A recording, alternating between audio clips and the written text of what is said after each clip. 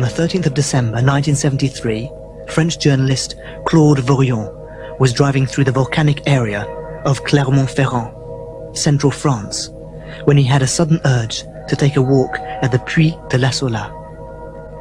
Suddenly, he noticed a bright, flashing light in the sky, heading in his direction.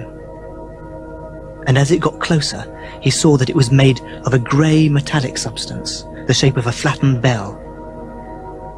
His curiosity turned to anticipation as the machine approached him, until when, about 30 meters away, it stopped and hovered, still, just above the ground.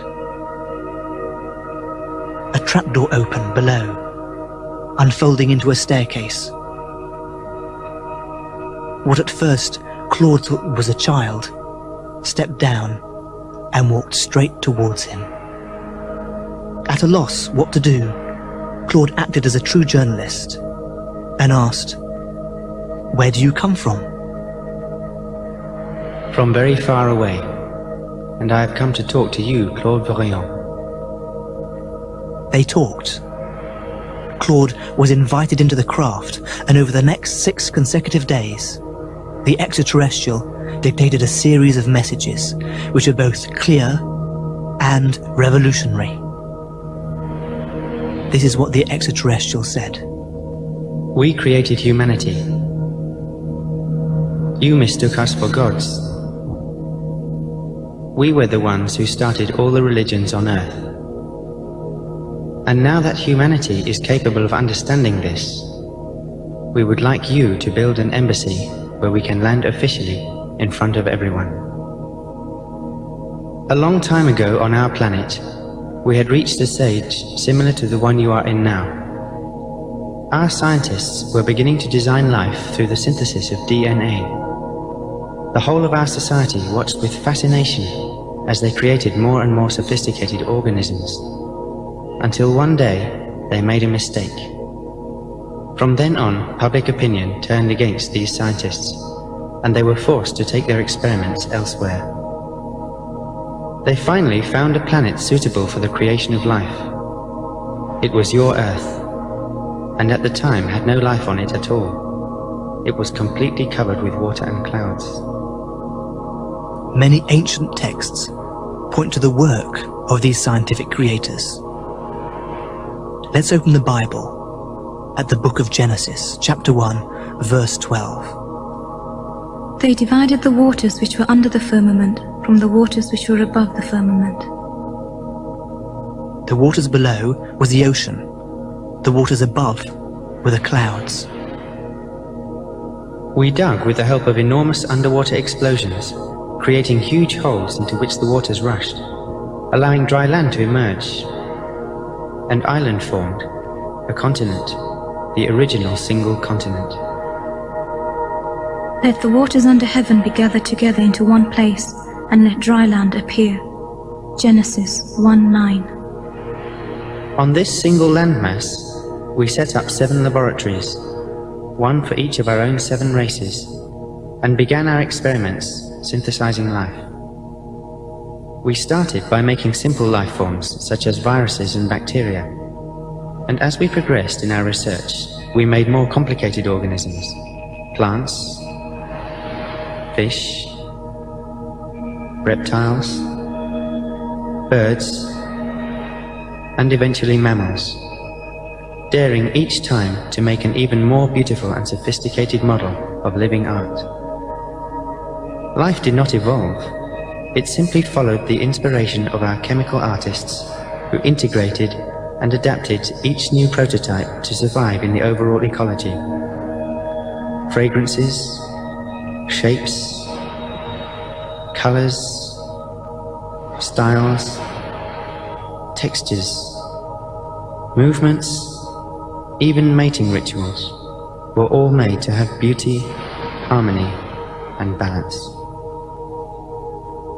Seeing this incredible progress, opinions were divided in our government as to whether this artificial life was safe for us. Would the created destroy the creators? We decided to allow our scientists to continue their experiments, as long as they did not create any intelligent life. But the temptation was too strong for these scientists and artists, who were impassioned by their work of populating a virgin world. So one day, some of them decided to disregard their orders and synthesize intelligent people like themselves. Let us make man in our image, after our likeness. Genesis 1:26. Our government was extremely alarmed when it heard about this. How could we be sure that the human beings that had been created would not become a threat to us? For our own security, we told our scientists to keep these human beings in ignorance of any scientific knowledge. They were even told to make these people whom they had created believe that we were almighty gods, so as to be sure they would respect us. Of every tree in the garden you may freely eat, but of the tree of knowledge of good and evil you shall not eat of it, for on that day you shall surely die. Genesis 2:17. At the time, the human beings called these extraterrestrials Elohim, which in ancient Hebrew meant those who come from the sky. It's found in the original Bibles, but in more recent times was mistranslated by the word God. It's important to realize that this is a plural, the singular being Elohah. References to the Elohim can also be found in other ancient texts. For example, in the writings of the Hindu, Greek, Egyptian, and Amerindian civilizations. We can read even today about the many gods who had human emotions and who lived near or with these human beings. These gods talked to human beings and even had relations with them. When our scientists created people like ourselves, opinion on our planet became divided. Could we trust human beings? But there was a group of scientists who had begun to deeply love the human beings they had made. They wished to give them scientific knowledge so that they would be able to communicate as equals.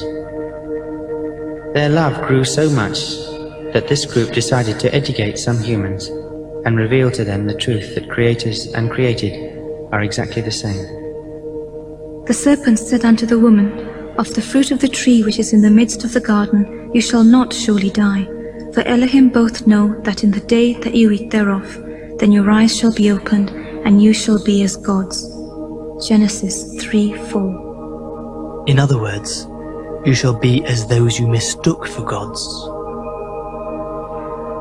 If you entered this laboratory, you would realize that we are just like you, and one day you too will create life.